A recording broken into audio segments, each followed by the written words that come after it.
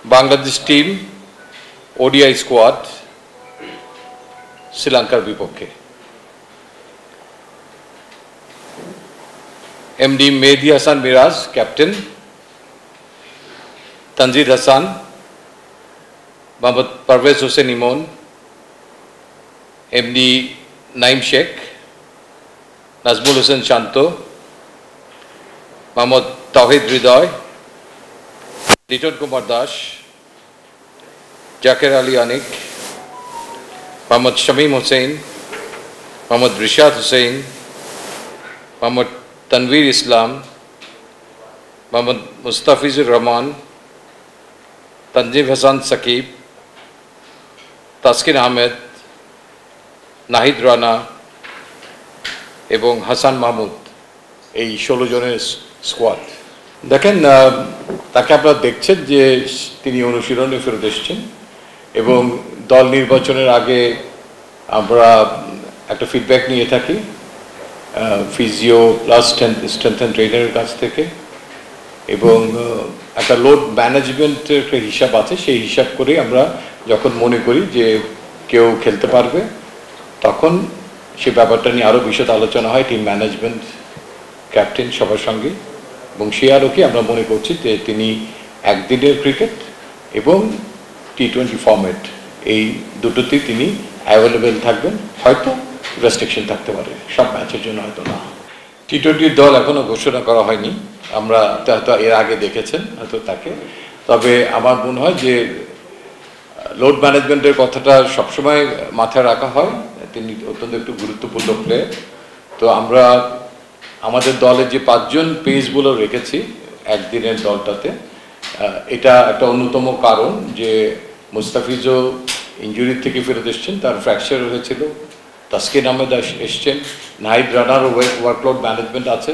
তো সেই কারণেই যাতে আমাদের কম্বিনেশনটা বেছে নিতে কোনো অসুবিধা না হয়, সেই দিকটাও নজর রাখা হয়েছে যাতে পেস বোলিং অ্যাটাকে কোনো ঘাটতি না হয়। দেখেন, দল নির্বাচনের আগে আপনি কখনোই এই মুহূর্তে আমরা নির্বাচকরা একটা বেস্ট পসিবল কম্বিনেশনের কথা ভাবি, সেইটা ভাবার সময় ওপেনিং জায়গাটা সবসময় একটা স্পেশালাইজ জায়গা, যেখানে কোনো একজন ওপেনারের কোনো ঘাটতি হলে, স্পেশালি একদিনের ক্রিকেট যেখানে অ্যাগ্রেশন আছে, তখন ন্যাচারালি আমাদের আরেকজন বিকল্প ওপেনারের কথা চিন্তা করা হয়। ইউজুয়ালি মোস্ট অফ দ্য টোরেই 3টা ওপেনার সাধারণত থাকে। তো সেই আলোকে আমাদের তখন চিন্তা করতে হচ্ছে যে এই মুহূর্তে আমাদের তৃতীয় ওপেনার হিসেবে সবচেয়ে ভালো এবং কে অ্যাভেলেবেল আছে, এবং সেই আলোকেই নাইম শেখ এসছেন টিমে। সৌম্য সরকার আমাদের সঙ্গে আছেন 2015 সাল থেকে আছেন। তো অতি সম্প্রতি যদি আপনি দেখেন, সে একটু ডিটেলই করি, প্রায় লাস্ট 12-14 মাস থেকে তিনি আনফর্চুনেটলি 3টা ইনজুরিতে ভুগেছেন।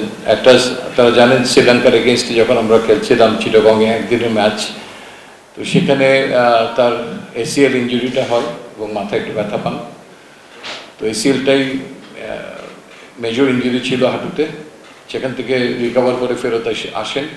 তারপরে ওয়েস্ট ইন্ডিজ আনফর্চুনেটলি তার আরেকটা বড় ইনজুরি হয় আঙ্গুলে, সেখানে অনেকগুলো স্টিচ পরে, অনেকদিন বাইরে ছিলেন।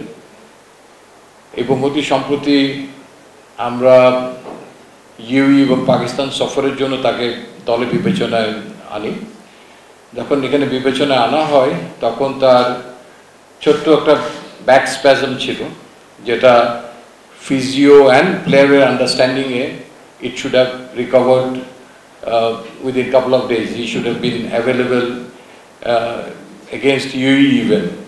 But unfortunately, এই অকেশনে দেখা যায় যে পরিকল্পনা মোতাবেক ইনজুরিটা থেকে রিকভারিটা সেভাবে রেসপন্ড করেনি, বডি রেসপন্ড করেনি। তো সেই আলোকে ওই সিরিজের কোনো ম্যাচই তিনি খেলতে পারেন না, এবং পরবর্তী পর্যায়ে পাকিস্তান সফরের জন্য তাকে দলে রাখতে পারা যায়নি, বিকজ আমাদের ফিজিওর পরামর্শ মোতাবেক তার হিলাপের জন্য আরও যথেষ্ট সময় দরকার। তিনি এখন সুস্থ আছেন, প্র্যাকটিস করছেন। তিনি আমাদের একমাত্র একমাত্রই বলা যায় যে টপ 5-6-এর একজন যিনি নাকি বলও করতে পারেন। তো আমরা চাই যে তাকে পূর্ণ সুস্থ রূপে, এখনো হয়তো সুস্থ আছেন, but we cannot take any chance anymore, unfortunately. It's very important series আমাদের জন্য, and at the same time তিনি ইঞ্জুরিগুলোর কারণে হয়তো অনেকগুলো ম্যাচ খেলতে পারেননি। খেলতে পারলে সেই শ্রীলঙ্কা কিংবা ওয়েস্ট ইন্ডিজের পরে হয়তো তিনি তার পারফরমেন্স দিয়ে নিজেকে উজ্জীবিত করতে পারতেন, বাট বাই দিস টাইম ওই পজিশনে কিন্তু অনেকে ভালো খেলছে।